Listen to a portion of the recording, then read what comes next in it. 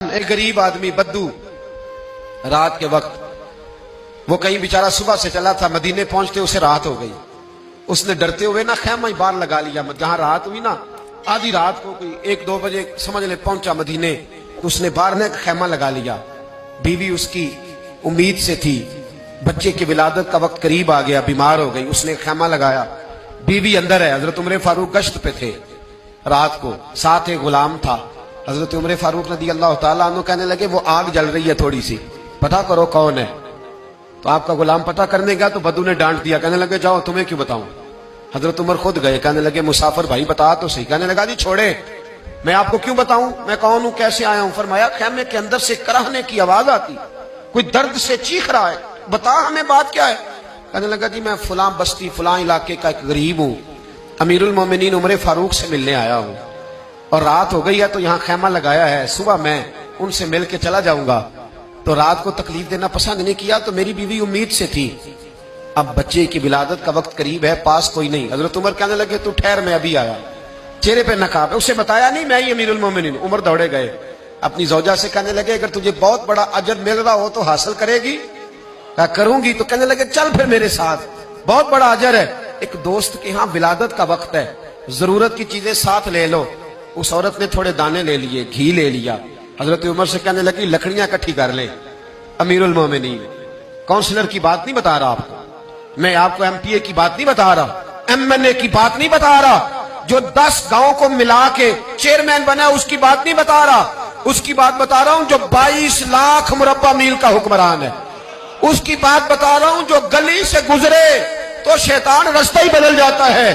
اس کی بات بتا رہا ہوں جس کے بارے میں میرے مصطفیٰ کریم صلی اللہ تعالی علیہ وآلہ وسلم نے فرمایا میرا عمر تو وہ ہے کہ 950 سال حضرت جبریل بھی اس کی شان بیان کریں تو عظمت ختم نہیں ہوتی.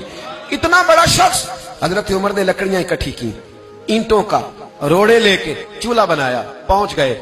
آپ کی زوجہ کہنے لگی یہ تھوڑے دانے ڈالنے، گھی ڈالنے اور ایک لکڑی لے کے اس کو ہلائیں، تیار کریں. خود زوجہ اندر چلی گئی. حضرت عمر باہر پکانے لگے. وہ بدو کہتا ہے میں اس طرح کا ان کے ساتھ بہیو کرنے لگا جیسے کو کسی چوکیدار کے ساتھ نہیں کرتا. میں نے سمجھا جی عمر نے چوکیدار رکھے آنے جانے والے مہمانوں کا. میں کبھی پانی کا پیالہ مانگتا، کبھی کوئی بات، عمر دوڑے جاتے، کبھی پانی لاتے. او مسلمانوں، او میرے رسول کے غلام عزیزو. حضرت عمر فاروق وہ غلام کہتا ہے میں عمر سے کہتا، میں کہتا غلام پانی لا تو عمر دوڑ کے پانی لاتے. میں کہتا تجھے گھی پکانا بھی آتا ہے، پہلے بھی کبھی پکایا ہے؟ تو عمر فرماتے کوشش تو کر رہا ہوں. میں کہتا پہلے بھی کبھی تیری بیوی نے یہ کام کیا ہے؟ تو حضرت عمر کہنے لگے مجھے یاد نہیں، پوچھ کے بتاؤں گا. کہتے کیا رنگ تھا، کیا انداز تھا، کیا مصطفیٰ کی تربیت تھی، کیا انداز حضور نے سکھائے غلاموں کو. یہ کس طرح کا امیر ہے کہ یہ ہنڈیا پکا رہا ہے، پھونکے مار رہا ہے ایک غریب کے لیے، دیہاتی کے لیے جسے جانتے بھی نہیں.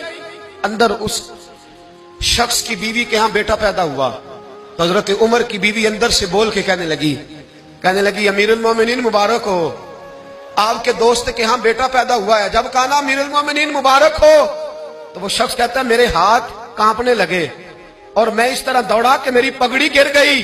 میں دوڑا تو عمر نے بلایا، کہا کدھر جاتے ہو؟